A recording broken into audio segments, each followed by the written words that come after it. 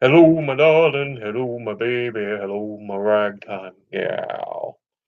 So apparently we are live. And notifications from the Facebook, the Book of Faces,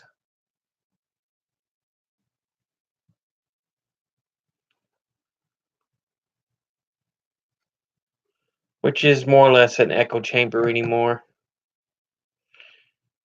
Helps me and the people I'm associated with relist our political biases. Okay, but anyway, what are we doing? Today is going to be a teaching day. We're going to go over Freakonomics. It's a great social aspect book. We're going to read a bit from it, discuss it.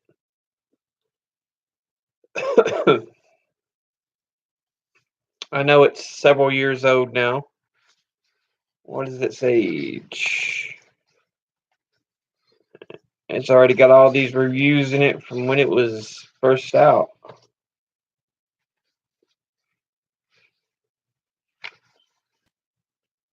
2005, 6, 9. So yeah.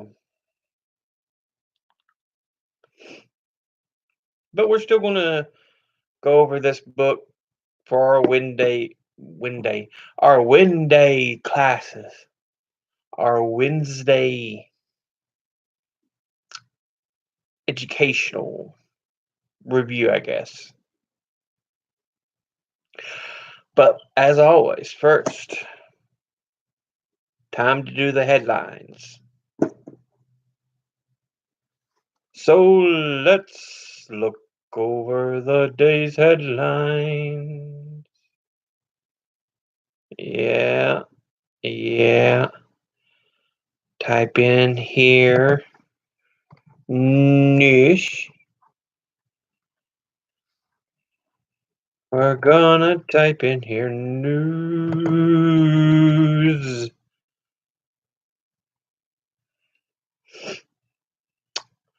So today's headlines. Headlines of the day. Today, September the 19th. Shooting at Middleton, Wisconsin office building leaves several, I guess, injured.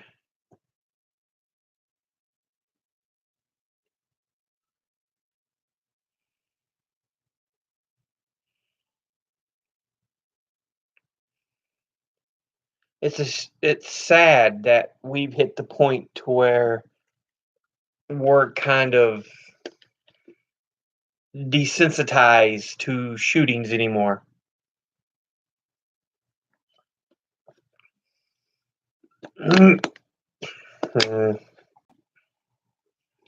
I remember the Columbine shooting. I remember the Waco, Texas standoff.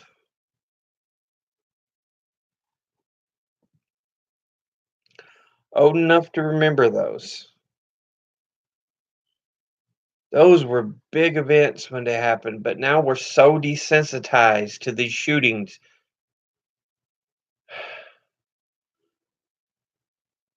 Because the NRA's fought so hard to make this a let's just murder anybody. It shouldn't hurt people if someone else is shot and killed because guns are good. Common sense gun reform helps. I ain't saying ban all guns. I've shot other guns. I know what it's like. I know people depend on guns. They hunt. So I ain't saying ban all guns. Keep, you know, hunting rifles, shotguns, handguns for self-defense and hunting and you know, but what's the purpose of a military style assault rifle? And people just want to now make it wording issues and say, see, if you get past this, you can do that. No, you flood the streets with guns. People take advantage of it. That's why there's so many out there on the streets. So many people are getting killed. But no, we got to keep our guns.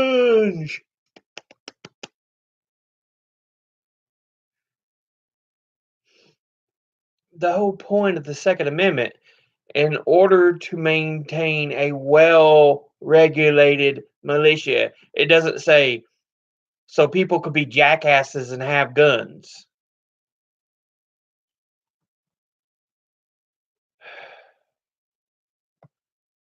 Read your amendments if you're so attached to them.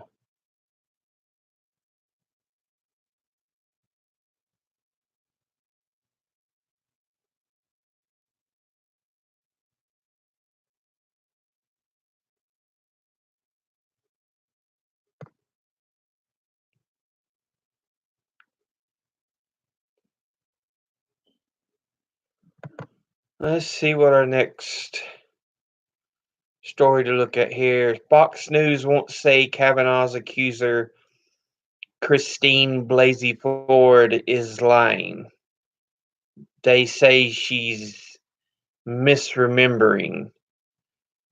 So, because of the current atmosphere, the Me Too movement, and everything else, they don't want to trip people up and say, well, she's lying. No, they want to go, she's just misremembering.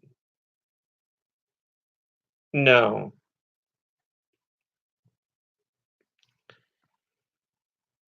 If they've got a letter with multiple people saying, yeah, this is common behavior for many of the guys at Georgetown Prep, including Kavanaugh, then yes, I tend to believe her. Trump attacks Sessions again. He whines because he won't be Sessions ain't his personal lawyer. That's not the job of Attorney General, you buffoon, you imbecile, you orangutan skin moron.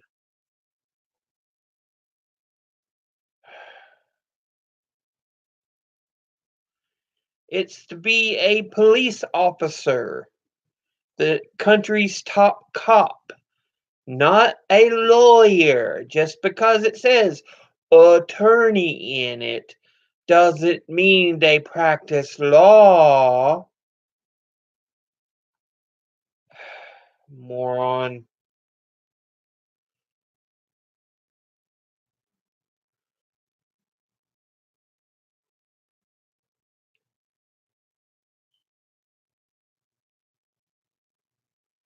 Georgia rapist jailed after victim spots him 6 years later. Uh-uh.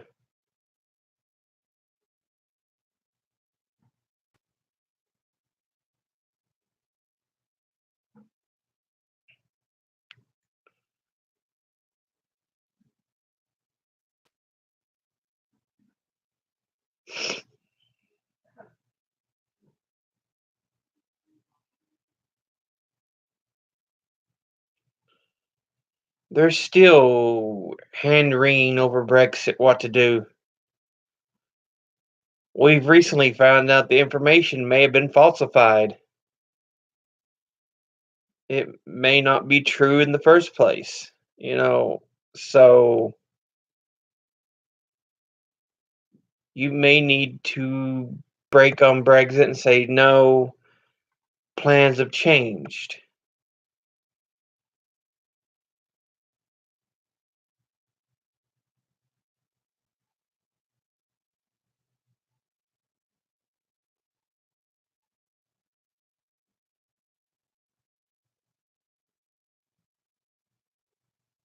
Let's see.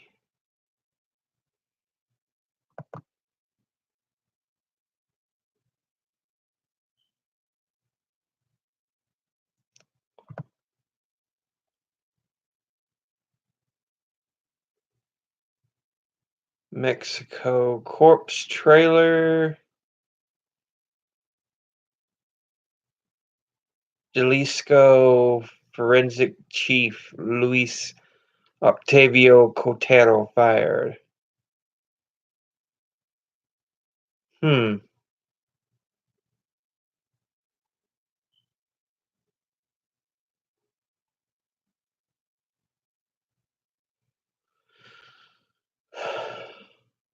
Cathay Pacific spells own name wrong on new plane. That's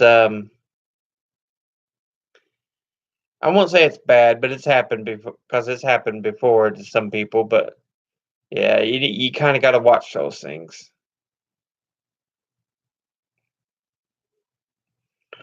Arrest in a Georgia church for selling edible marijuana. Really, marijuana needs to have a national legalization. It's silly for this. It racks up so many people in jail for what?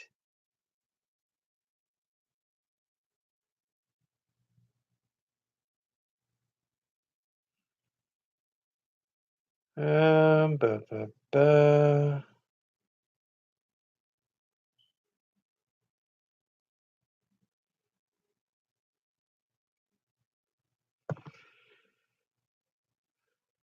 And Stormy Daniels' new book. Um, Apparently, Trump said he didn't want to be president. He was just doing it for the money. You don't go into things you don't intend to do, dumbass.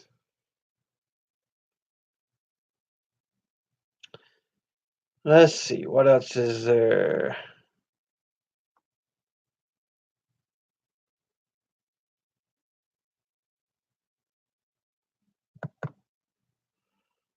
Okay, so that's today's headlines. I'm only going over the first 2 pages of them. I'm just.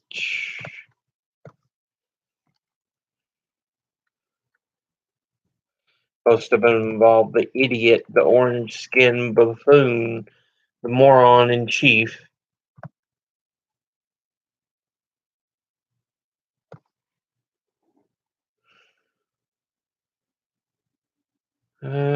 Watch a hurricane put a dent in Earth's crust. We're on science, by the way. The scientists analyzed data from a network of satellites that transmit daily measurements of changes in the elevation of the Earth's crust down to something. So apparently, I mean, I don't see why not. A hurricane could put a dent in the Earth's crust.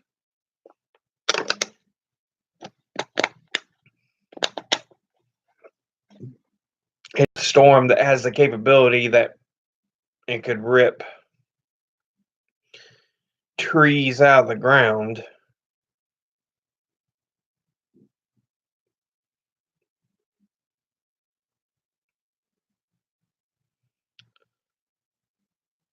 So, on second thought, I guess I'm not so surprised that it could do that.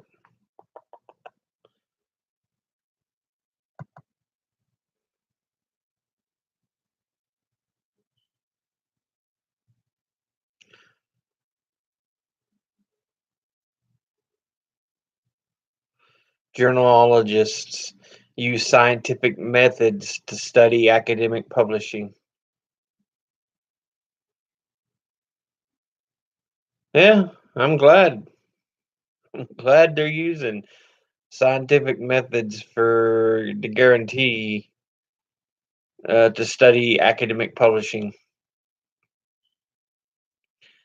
Unfortunately, we live in the age of science isn't real. Good. I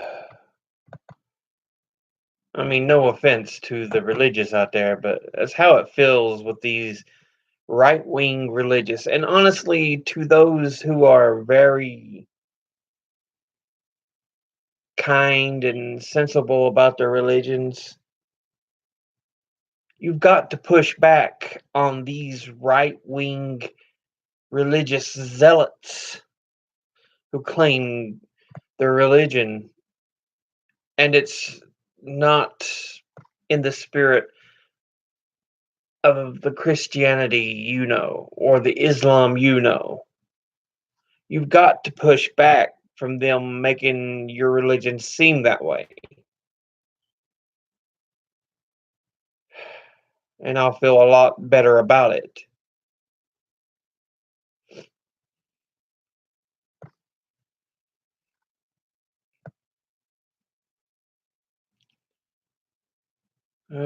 Do, do, do. Animal extinction crippling computer science.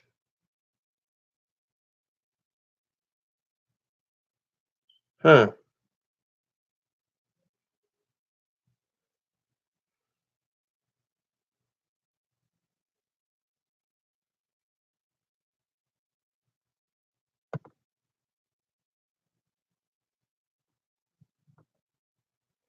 Looks like we're already getting into a lot of the same stories as yesterday in science. There's just not a lot going on. Pirates needed science too. Okay, that's something at least.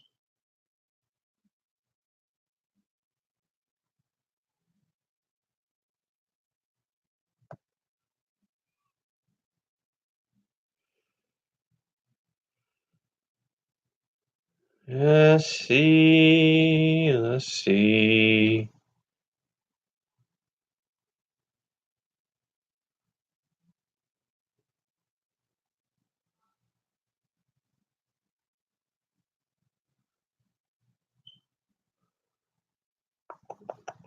What else is there in science?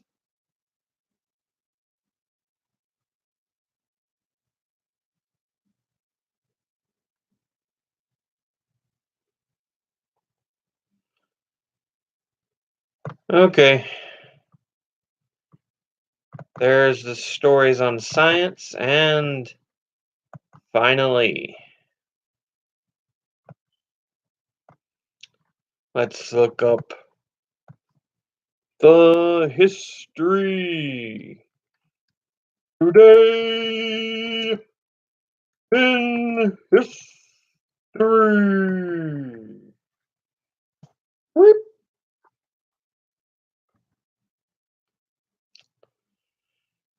This day in history. There it is. History.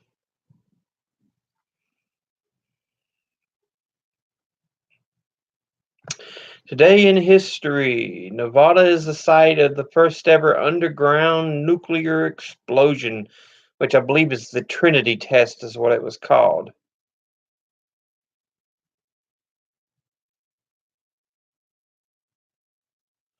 And I believe that's the one, White Sands Missile.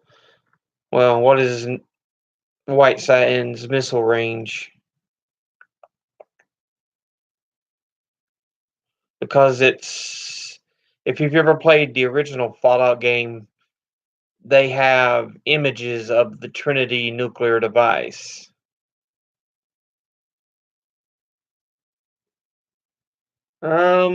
Boo, doo, doo, doo.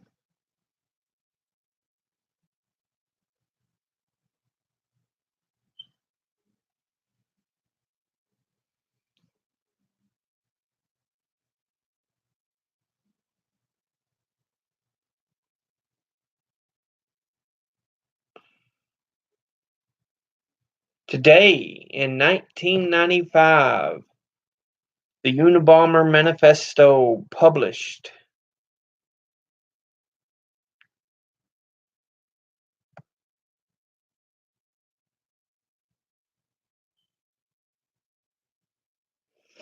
Today in 1955, Perón deposed in Argentina. Mm, mm. I think that was like the husband of Evita. After a decade of rule, Argentine President Juan Domingo Perón is deposed in a military coup. Perón, a demagogue who came to power in 1946 with the backing of the working classes, became increasingly authoritarian as Argentina's economy declined in the early 1950s.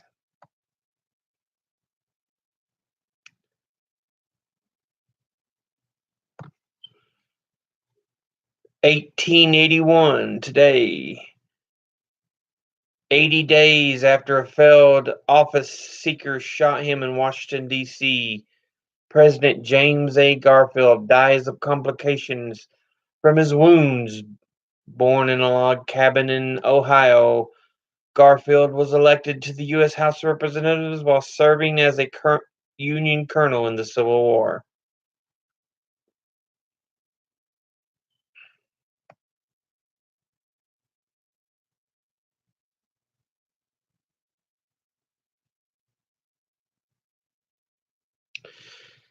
Today in 1941,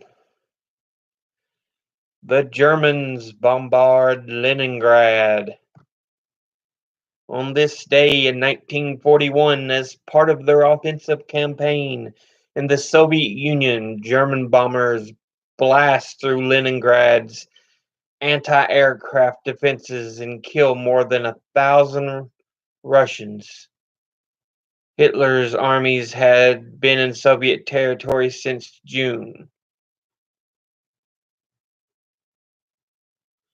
I think they need a period and a space there. They just combined Russians and Hitlers. Someone needed to do a better job proofreading. Uh, do, do, do, do.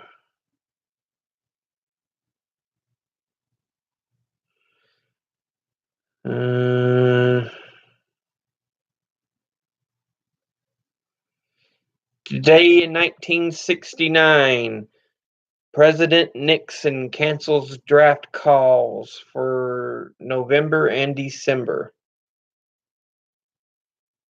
He reduced the draft call by 50,000, 32,000 in November, and 18,000 in December.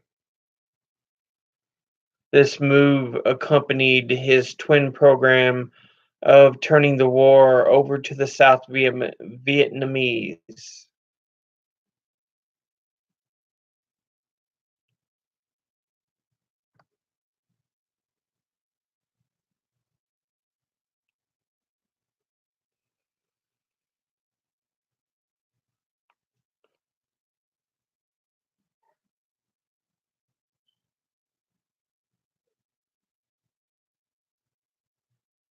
Whoop.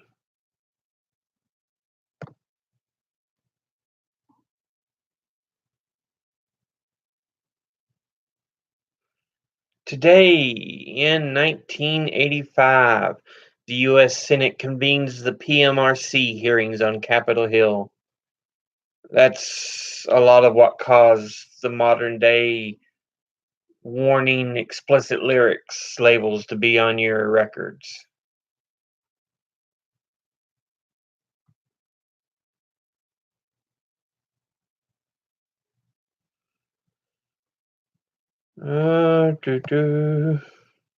On your CDs, on, what have you, before you stopped listening to them and you went to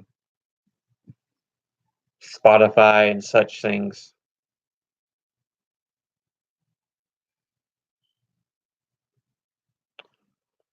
I sound like an old man, but I feel like it anymore. Uh,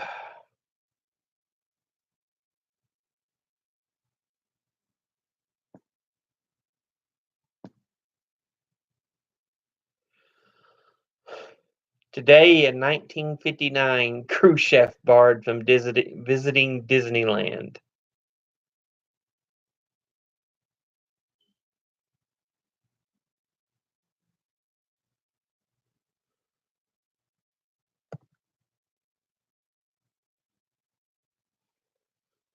Ugh.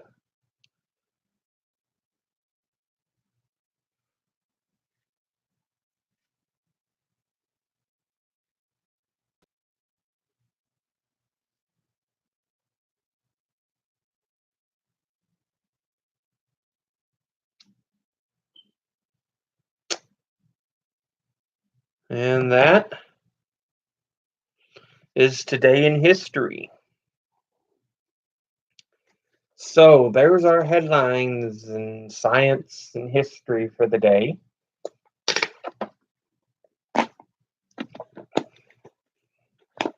So I guess the next thing we need to do is go ahead and get into today's topic. Sure, it's a little tighter than it had been where I've been gaining weight.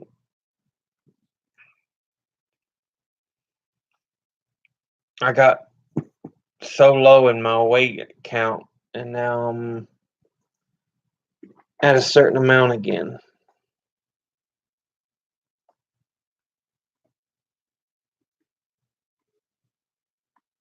And I think I got down to 280, and I did get back up to 290.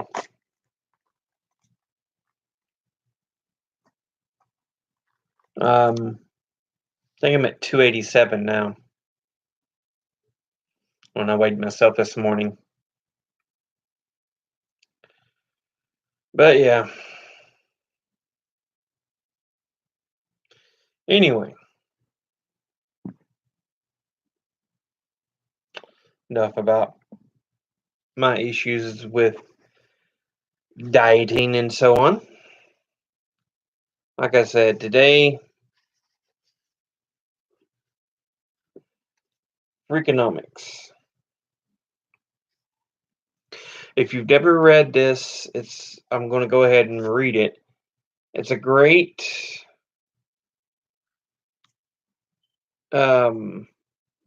look at how social issues kind of affect the economics of the world.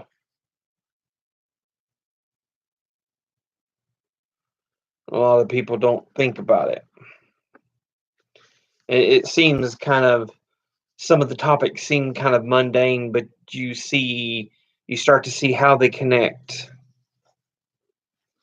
But yeah, Freakonomics. Now, let's see. Explanatory note. We don't need that.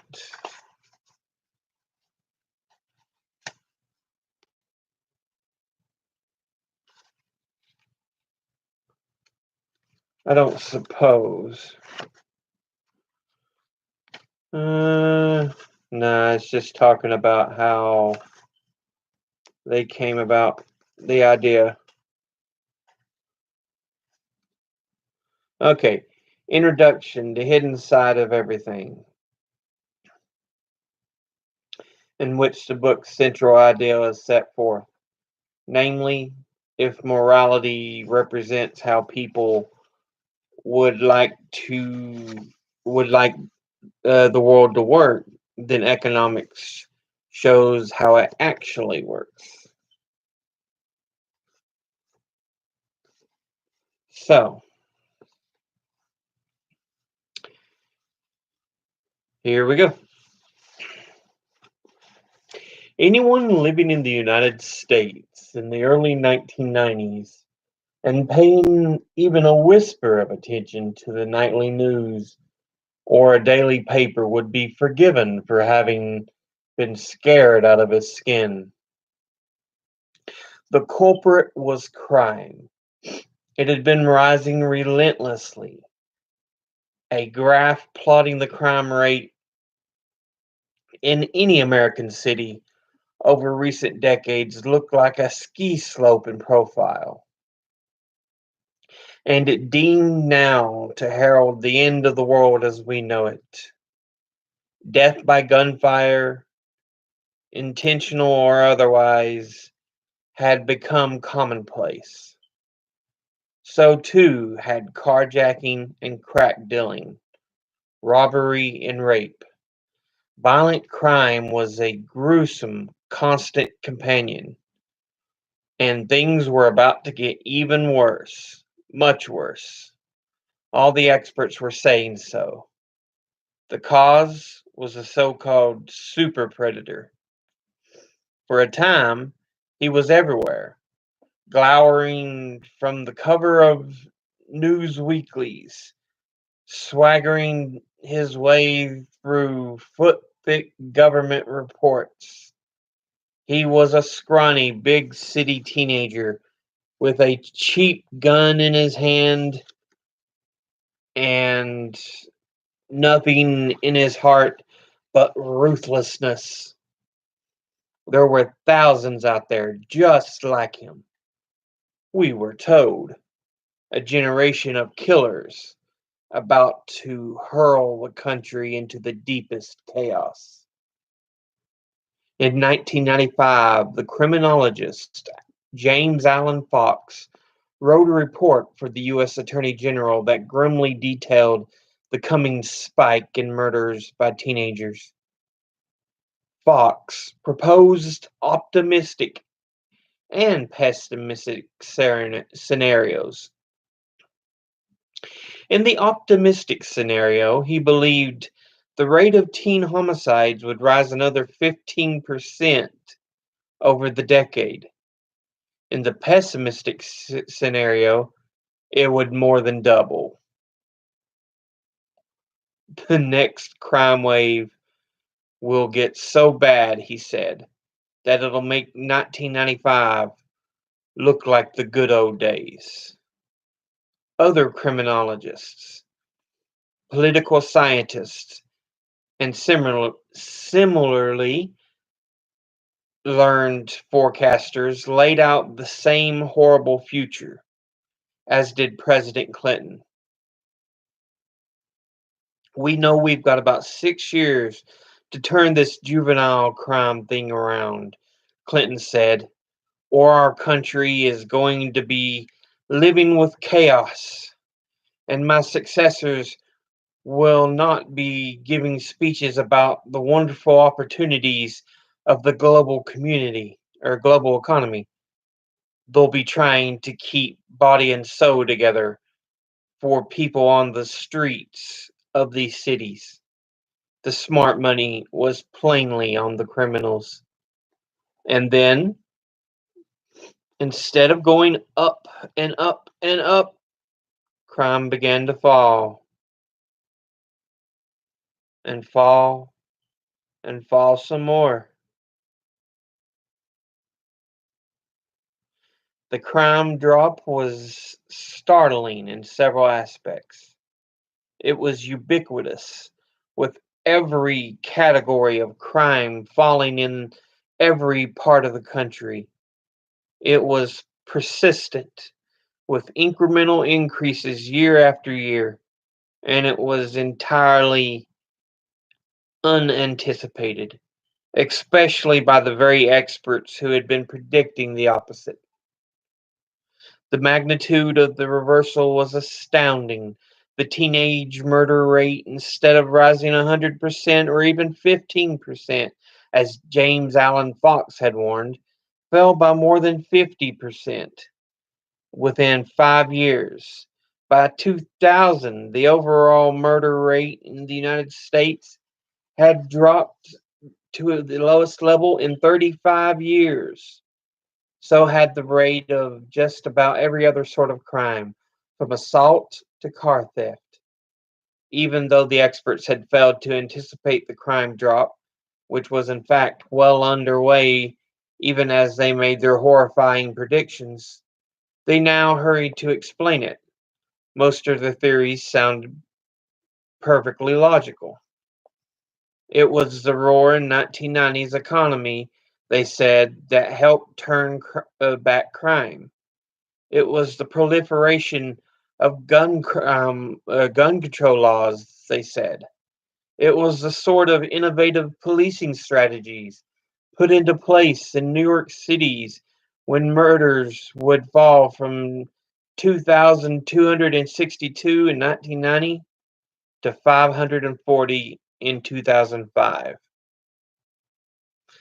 These theories were not only logical, they were encouraging for the attributed the crime drop to specific and recent human initiatives.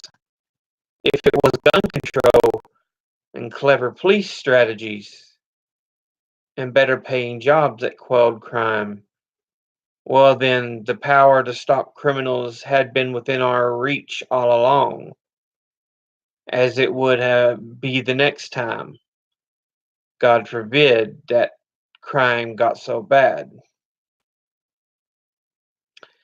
These theories made their way, seemingly without friction, from experts' mouths to journalists' ears to the public's minds. In very short course, they became conventional wisdom. There was only one problem: they weren't true. There was another factor, meanwhile, that had greatly contributed to the massive crime drop of the 90s. It had taken shape more than 20 years earlier and concerned a young woman in Dallas named Norma McCorvey. Like the proverbial butterfly that flaps its wings on one continent and eventually causes a hurricane on another, Norma McCorvey's dramatically altered the course of events without intending to. All she had wanted was an abortion. She was a poor, uneducated, unskilled, alcoholic, drug-using 21-year-old woman who had already given up two children for adoption, and now, in 1970, found herself pregnant again. But in Texas, as in all but a few states at that time, abortion was illegal. McCorvey's cause uh, came to be adopted by people far more powerful than she. They made her the lead plaintiff in the class action lawsuit seeking to legalize abortion. The defendant was Henry Wade, the Dallas County District Attorney. The case ultimately made it to the U.S. Supreme Court.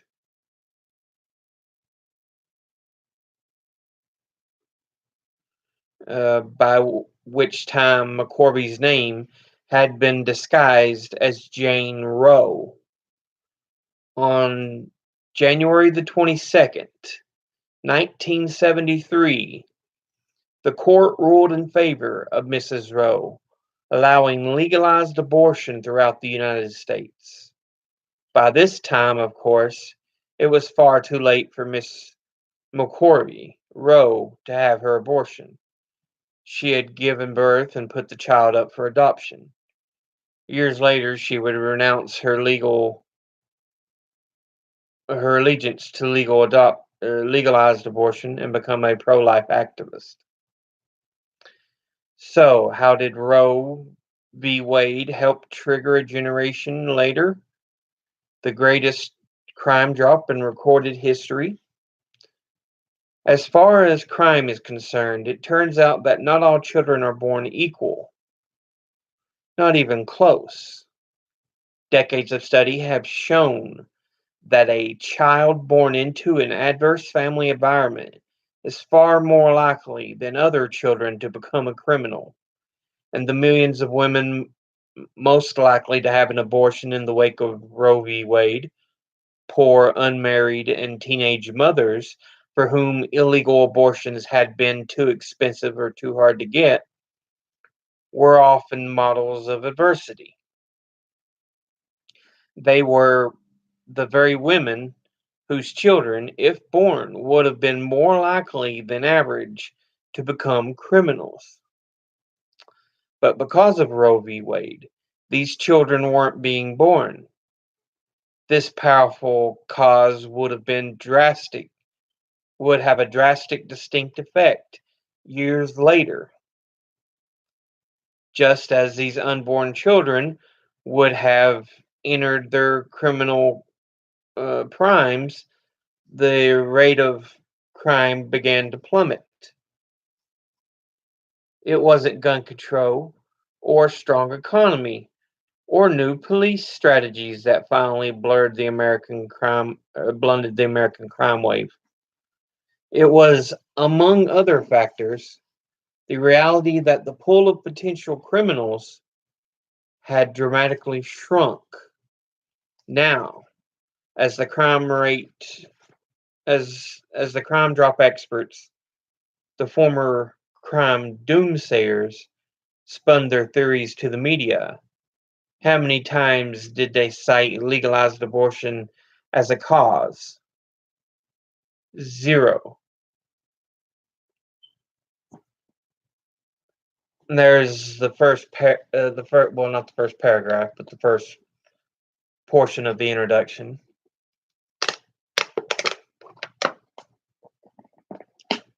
And you can kind of see what I'm saying. The whole book shows points like this. How what you may not realize is such a big factor in things that happen. Here's so many things, this crime rate that was going on, and I remember there was a lot of push by the Clintons coming into office. We've got to drop crime. We've got to slow this crime down. You had the crime bill. You had a tax on Sister Soldier. There was a lot of things, and the claim that, oh, it was policing techniques, it was better paying jobs, it was this, it was that. Maybe a little bit, but one thing they didn't look at, oh, suddenly there was a lot less people born into adversarial and adverse conditions. You know,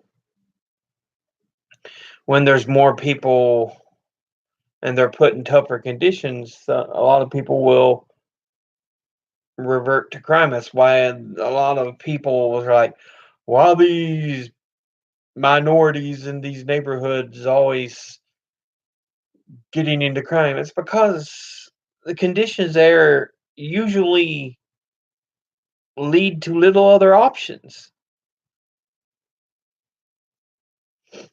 Just as, the book kind of shows, there's usually little chance to really improve yourself. What do you have in the neighborhood?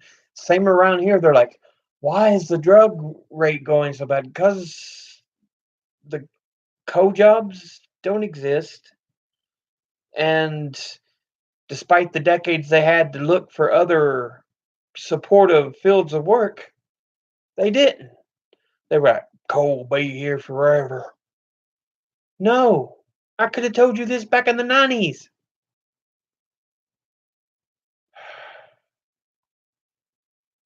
No one would have listened to me. I was just a teenager.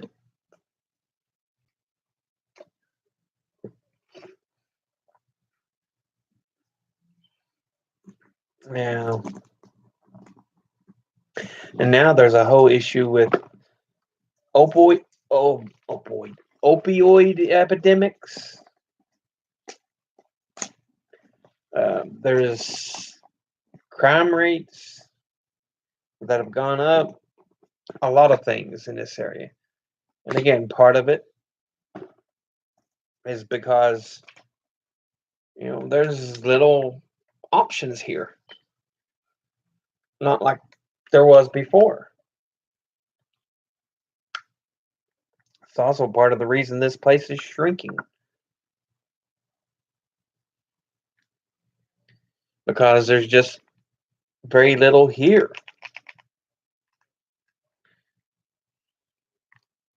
They talk about overcrowding in cities. Well, small places are dying. If you want to fix overcrowding in cities, how about you help small places? Seems like to me that would fix a lot of issues. Because all of a sudden, hey, we've got something we can do, some things we can do, money we can make, places we can go. We don't have to resort to, you know, in robbing and hurting people. But, that's kind of my point.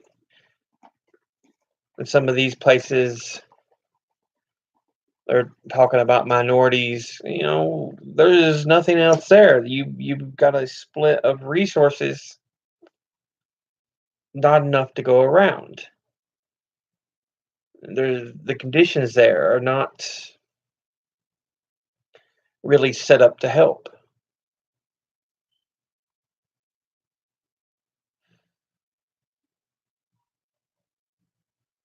And I'm really afraid that we're heading that way again because we're having so many jobs disappear from the country to go to lower paying countries and machines, and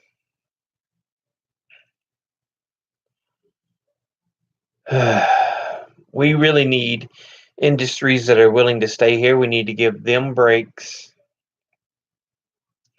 And I feel ban these corporations that won't put their jobs here in America.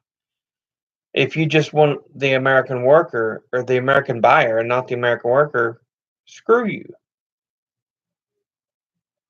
But not that I don't think these countries other countries don't deserve jobs, but it's just there's so many here that's disappearing. Anyway, let's continue on.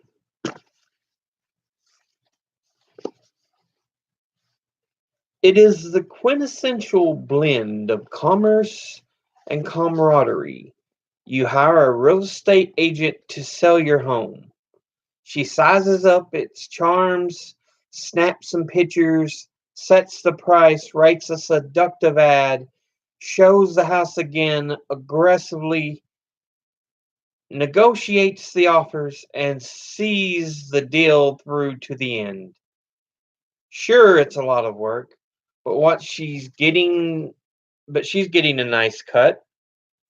On the sale of a $300,000 house, a typical 6% agent fee yields 18,000. $18,000, you say to yourself, that's a lot of money. But you also tell yourself that you could never have sold the house for $300,000 on your own. The agent knew how to, what's the phrase she used? Maximize the house's value. She got you top dollar, right? Right? A real estate agent is a different breed of expert than a criminologist, but she is every bit the expert. That is, she knows her field better than the layman on whose behalf she is acting. She is better informed about the house's value, the state of the housing market, even the buyer's frame of mind. You depend on her for this information. That, in fact, is why you hired an expert. As the world has grown more specialized, countless such experts have made themselves similarly indispensable. Doctors, lawyers, contractors, stockbrokers, um, auto mechanics, mortgage brokers, financial planners, they all enjoy a gigantic informational advantage, and they use that advantage to help you, the person who hired them, get exactly what they wanted at the best price, right? It would be lovely to think so, but experts are human, and humans respond to incentives. How many are uh, how any giving expert treats you, therefore, will depend on how that expert's incentives are set up. Sometimes the sometimes his incentives may work in your favor. For instance, a study of California auto mechanics found they often passed up a small repair bill by letting failing cars pass emissions inspections. The reason being that lenient mechanics are rewarded with repeat business. But in a different case, an expert's incentives may work against you. In a medical study, it turns out that obstetricians in areas with declining birth rates are much more likely to perform cesarean section deliveries than obstetricians in growing areas, suggesting that when business is tough, doctors try to ring up more expensive procedures. It is one thing to muse about experts abusing their position and another to prove it. The best way to do so would be to measure how an expert treats you versus how he performs the same service for himself. Unfortunately, a surgeon doesn't operate on himself, nor is his medical file a matter of public record. Neither is an auto mechanic's repair log for his own car. Real estate sales, however, are a matter of public record, and real estate agents often do sell their own homes. A recent set of data covering the sale of nearly 100,000 houses in suburban Chicago shows that more than 3,000 of those houses were owned by agents themselves. Before plunging into the data, it helps to ask a question. What is the real estate agent's incentive when she is selling her own home? Simple: to make the best deal possible. Presumably, this is also your incentive when you are selling your home. And so your incentive and the real estate agent's incentive would seem to be nicely aligned. Her commission, after all, is based on the sale price. But as incentives go, commissions are tricky. First of all, a 6% real estate commission is typically split between the seller's agent and the buyers. Each agent then kicks back roughly half of her take to the agency, which means that only 1.5% of the purchase price goes directly into your agent's pocket.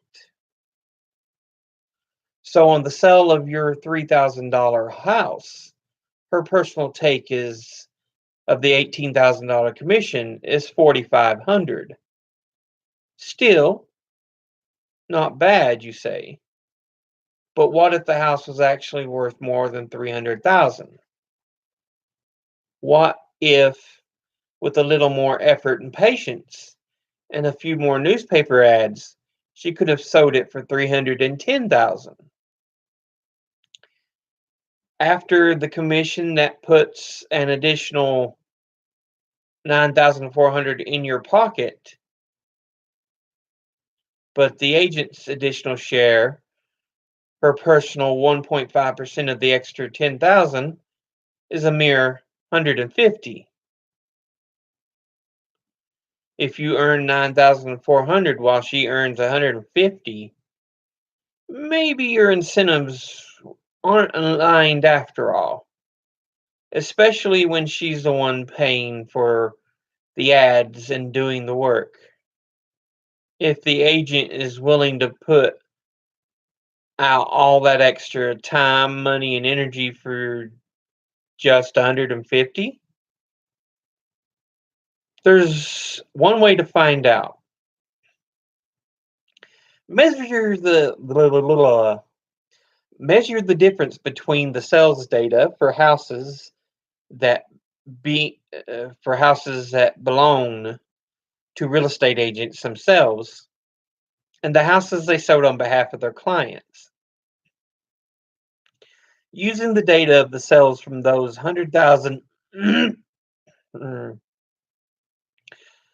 of those 100,000 Chicago homes and controlling for any number of variables, location, age, and quality of the house, aesthetics, whether or not the property was an investment, and so on. It turns out that the real estate agent keeps her own home on the market an average of 10 days longer and sells it for an extra 3%, plus 3%, or $10,000 on a $300,000 house. When she sells her own house, an agent holds out for the best offer. When she sells yours, she encourages you to take the first decent offer that comes along. Like a stockbroker churning commissions, she wants to make deals and make them fast. Why not? Her share of a better offer, $150, is too puny an incentive to encourage her to do otherwise. So, that section, and it's kind of showing how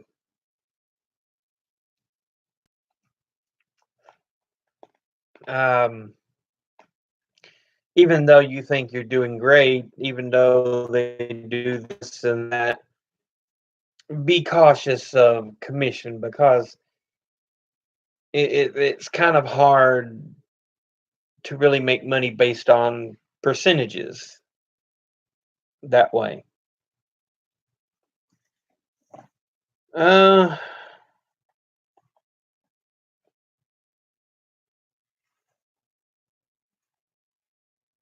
Trying to see how much more we got. We got a few pages left, but I read slow and I like to teach about each section, so.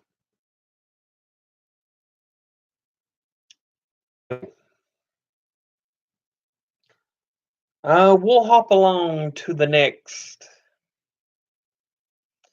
section next Wednesday. Tomorrow we're going to do a live stream as well, but it's not an educational one. We'll just talk about this and that. We'll do our headlines of the day, science and history, this day in history, but we'll be a more regular. Blah, blah, blah, blah. It'll be more common topics. There we go. But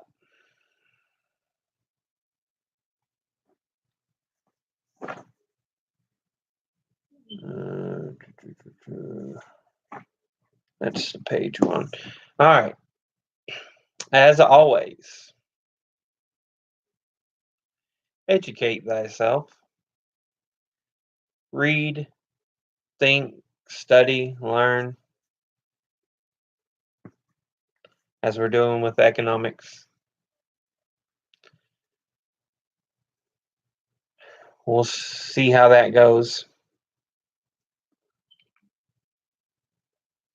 Still putting together the video about world leaders. We'll gather the information.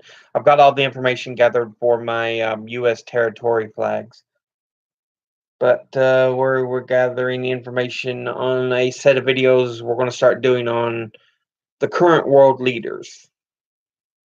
We're going to mention each country, what form of government, who their current world leaders are, um, kind of where they sit in the world.